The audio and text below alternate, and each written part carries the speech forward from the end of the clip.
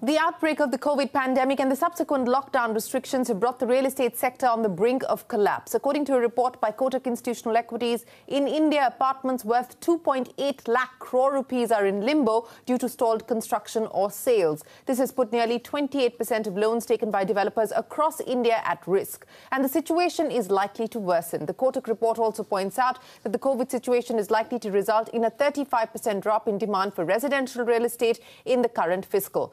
Residential sales were down over 50% in the first half of 2020, according to a Knight Frank report. And it's not just the sales picture. Residential rentals have seen a significant slump as well. Sample this, according to sources, homeowners in Mumbai are willing to rent out apartments at a 20 to 30% discount. In some cases, homeowners are willing to pay the brokerage amount out of their own pockets as well. So in what way can the centre help revive the sector? Remember, the KV Kamath Committee on Loan Recast Scheme has identified real estate as one of the 26 sectors. We have top voices from the real estate sector joining us now. But before that, let's listen into the BMC Commissioner Iqbal Chahal. He has hinted at an ordinance to delay the hike in property taxes in Mumbai. That's not all. He's also said that more incentives for the real estate sector are in the offing based on the recommendations of the Deepak Karek Committee. Of course, this is specifically for Mumbai. Take a look. So this year, we were in a catch-22 situation that people were asking for rebates on property tax, and the time had come. This was the fifth year had just ended, where now we were obliged, as per the Act, to enhance property taxes by 17%. We took a bold decision. We have written to government requesting the government to pass an ordinance and to delay the 17% by 1 year to give relief to the people. Me and Urban Development Secretary, we have drafted 33 different suggestions in our existing DP plan of Mumbai, the 2030 development plan of Mumbai, where we are recommending certain reliefs and certain incentives to the real estate industry. And we had marathon meetings with MCHI, CREDAI, NARADCO, PIATA, me and the Urban Development Secretary. And I'm sure that once these are put into action by end of this month, the real estate industry will start running.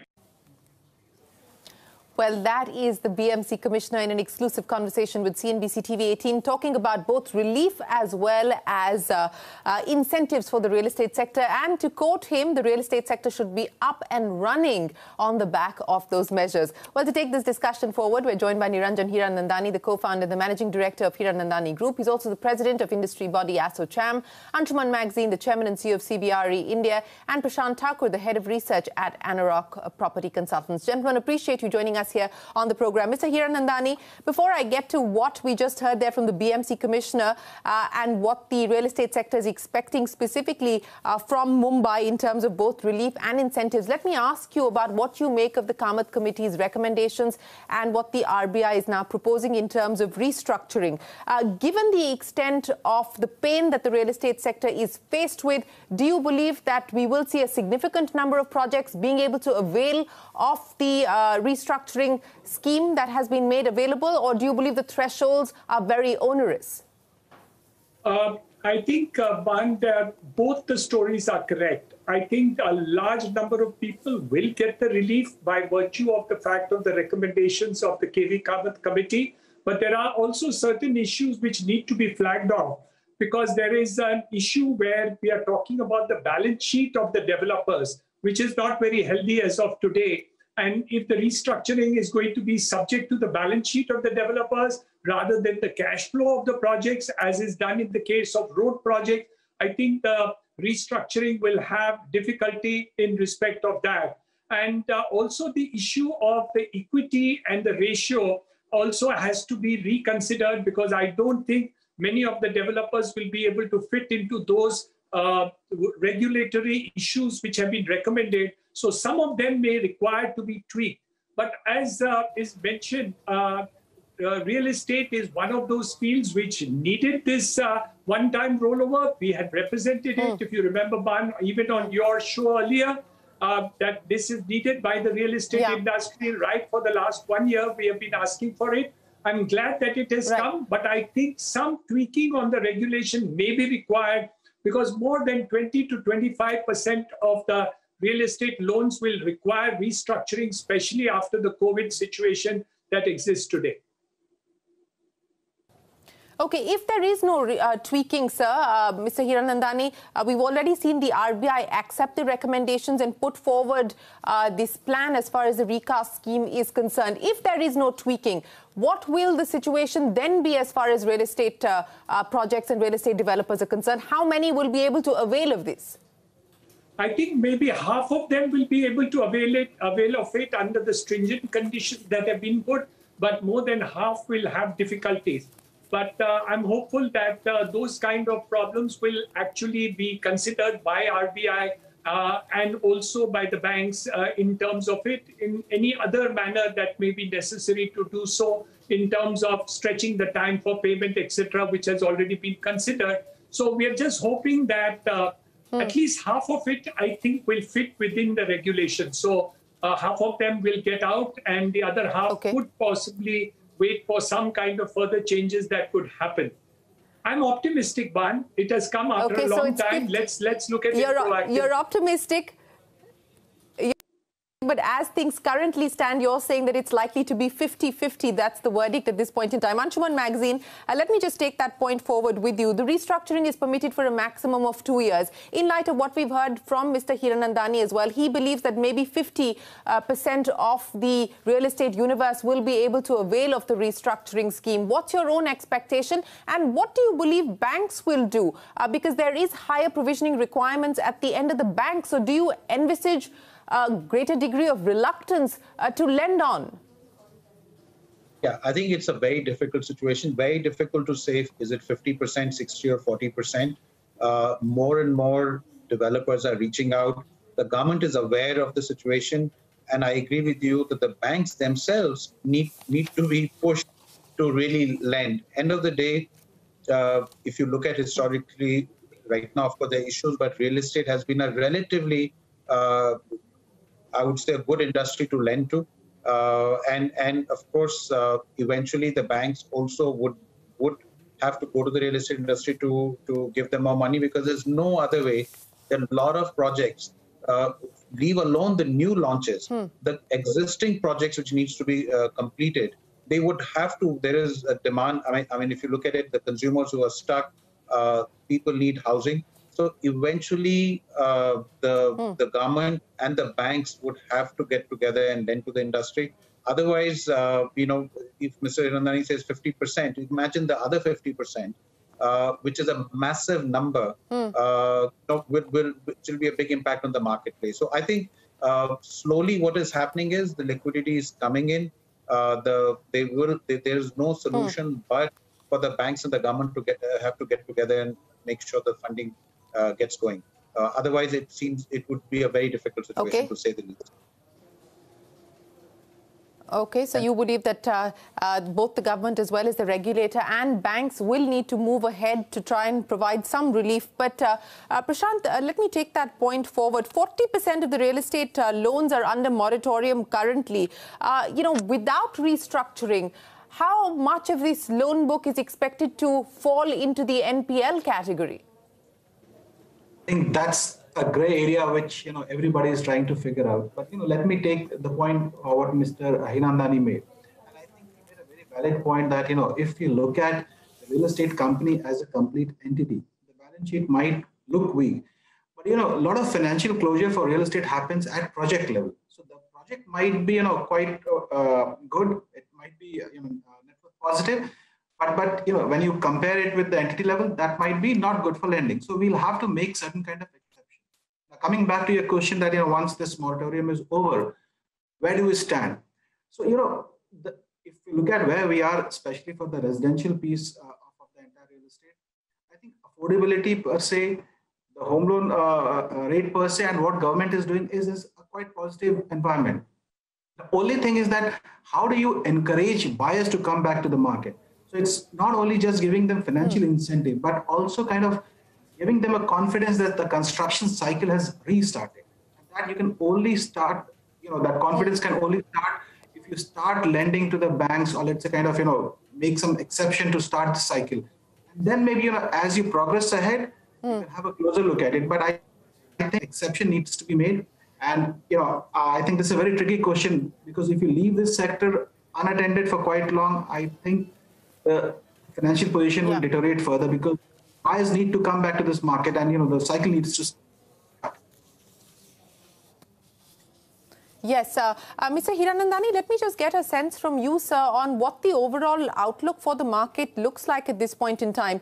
We were talking about the kind of distress that the sector is faced with in terms of the inventory, as well as the housing that is still under construction and hence stalled. Now, post the lockdown, has there been any pickup that you're seeing, especially when it comes to residential real estate?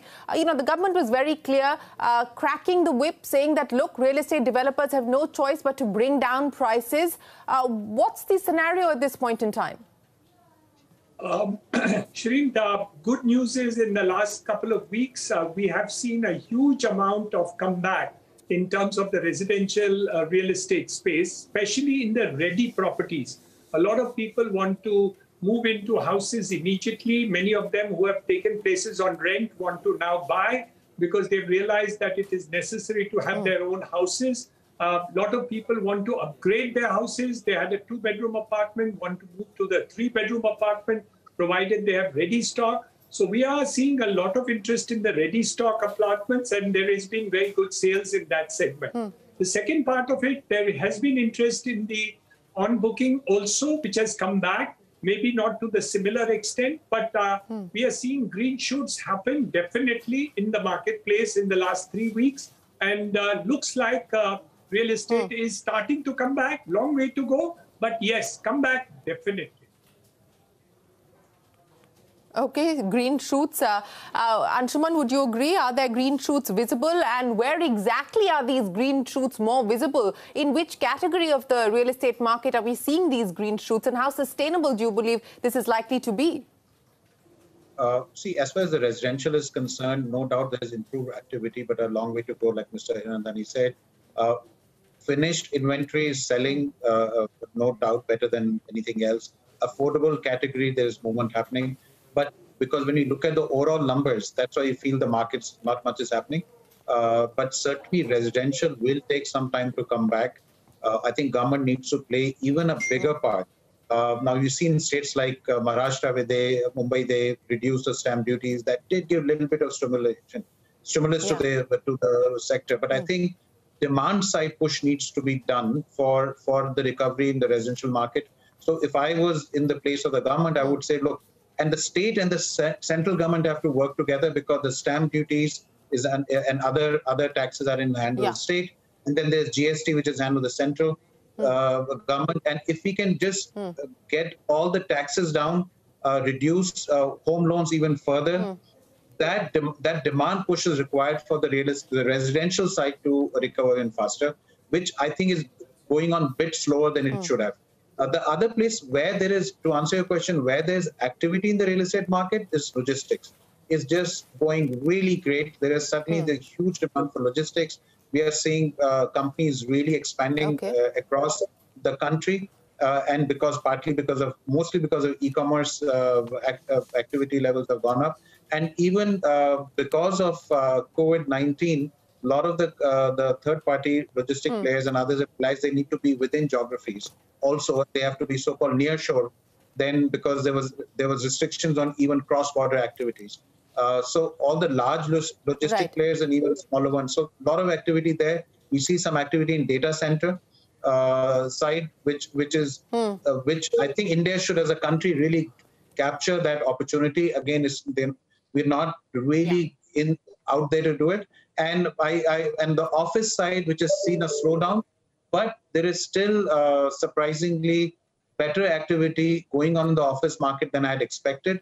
And this year it will be less than last year, but better than many other countries globally where we're seeing the demand for offices reduced. India, because it's a back-end, a lot of the demand comes from the back-end work, offshoring. We are still better off than other countries. Okay, so that's important takeaways. The logistics industry, the data center opportunity, that's where we are possibly going to see opportunities opening up. And the office side is not as bad as you were expecting. But Prashant, let me come to you now to take the point forward on the demand stimulus. And, you know, I was talking to the BMC commissioner earlier today, and Mumbai has brought down stamp duties to 2%, the lowest in the country. Beyond stamp duty cuts, which individual state governments will take forward if they have the capacity to do so, and the centre clearly doesn't really have room for cuts at this point in time on GST. Maybe they'll consider it, but I'm not sure whether they have the room to do so. What can we then expect in terms of demand stimulus? Look, I go back again to the comments that came in from the Commerce Minister, Piyush Goyal, to, you know, all the real estate companies in the country, saying we've done our bit by providing that window as far as the relief fund was concerned. Now you've got to get your act together and bring down prices. I think, Shirin, you're right. Somewhere the cost of ownership of houses come down. And, you know, I think government, especially Maharashtra government, did its fair bit by reducing the stamp duty. I think if you look at the price, Shirin, it has already corrected. From last 7 years, we haven't seen any price escalation. And if you take inflation into account, there is a huge price correction. And few of the developers are willing to sit across the table and then, you know, provide lucrative options. So the prices are already lucrative. I think the further scope is also limited by the fact that most of the prices in few localities are almost equivalent to your ready reckoner rate. So I think the RR rate should also be brought down, and I think that will provide some headroom for the developers to further, you know, have some navigation option left for pricing part. So at this point of time, I think there has been certain movement. I think what both the parties are doing is kind of they're waiting and watching. There's a lot of anticipation, a lot of hope on the festive season. Yes. Yes, and who's going to blink first? I think that's what's currently on. But Mr. Hiranandani, you know, let me ask you specifically about Mumbai, because the BMC commissioner telling me that 33 measures have been identified by the BMC in consultation with the state government, and these involve both relief measures as well as stimulus measures specifically for the real estate sector. He said that he's spoken with industry. What's the expectation? I'm glad that you brought up this issue. There are three parts to it. First part of it, you must realize that Maharashtra has been the first one to cut stamp duty down to 2% from 5%, a cut of 3%. Yeah. We were expecting that the central government would the same in the case of GST in terms of housing, and I think that was one of the expectations. Shirin, I do believe that if you want to go from a negative GDP growth to a positive GDP growth, the only way that you can do is to give a demand incentive, which is now lacking. Up till now, whatever was done, I believe, was done on the supply side, and it did a good job because a lot of supply part of it, the industry has gone back into action. But if you look at the demand side, as an overall position, including real estate, the demand is not up to the position that is have, because you need to create much more demand incentive. So Maharashtra government has done its bit. Municipal corporation has a list of incentives that they are going to do, reduction of the additional FSI charges, the land under construction charges, all the other charges which are levied by municipal corporation either would be reduced or would be back-ended, which means that when you start the project, you may not have to pay at the beginning of the project, but it would be more back-ended rather than front-ended on the day one when you start the project, which would help in terms of liquidity of handling these projects. So I do believe that Government of Maharashtra, Municipal Corporation, Mumbai are all targeting in order to see that the demand incentive is also increased immediately, so that there is an immediate relief both to the developers as well as the consumers who are buying these apartments. And it's a good way. But I do think that the central government, including the finance minister at the center, also needs to look at the overall economy if you want real estate to go up. And once real estate goes up, 269 industries get a push into the whole thing. 15% of the employment in India is from the labor market to real estate and construction.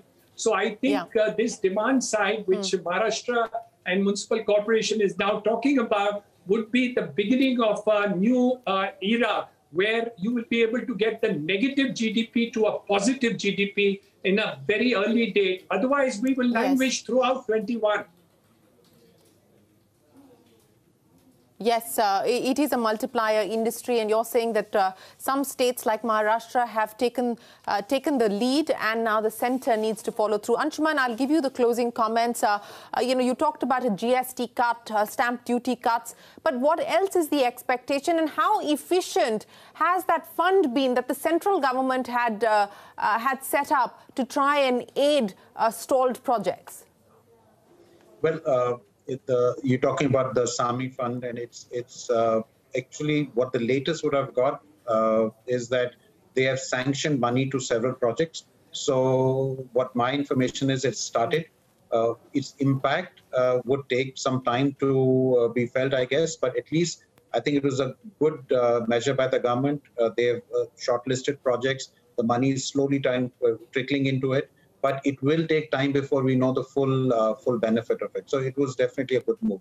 I think the other measures, of course, is income tax. Government increased income tax so much. So if anybody is buying housing, whatever EMI you pay, you should get incentive to deduct from your income tax. So there is lots which can be done.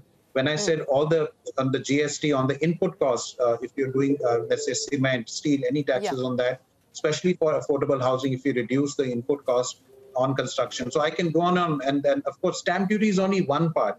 But I don't think by just reducing stamp duty, you will get such a huge number of people. And I feel, whilst this is a good move, but I think it's been, personally, I feel everybody's saying that, oh, this is reduced, now suddenly everybody's going to rush and buy houses. I don't think that's going to happen. So it has to be, it will accelerate, because there's a time period. Someone in Mumbai who's already a buyer now knows he can save 3%. Instead of taking 6 months or 3 months, he will buy now, right? But to really accelerate demand, then you have to, like I said, income tax, what you call incentive, stamp duties, any GST side of it. And the biggest trigger anywhere in the world is mortgage rates, interest rates. That is the biggest thing. It has come down. And even in India, the entire housing market really developed in India when the mortgage rates came down to 6.5% to 7% some years back. That was the trigger which really established the housing market in India. First time we had nice apartments, younger people being able to buy housing. So that is again a big trigger to pull if we really want to get demand back. It's a long list, Anshuman. It's a long list, but let's see whether the central government has the capacity. Both the central government as well as states find themselves precariously poised when it comes to their fiscal coffers. So let's see whether they have the ability to hand out the kind of stimulus that you are speaking of. Niranjan, Hiranandani, Anshuman Magazine and Pradeep, many thanks for joining us here on CNBC TV18 with the real estate sector's wish list, as well as your assessment of how efficient the recast scheme is likely to be for the real estate sector. We'll wrap it up here. Don't go anywhere. The news will continue. We're back in a moment.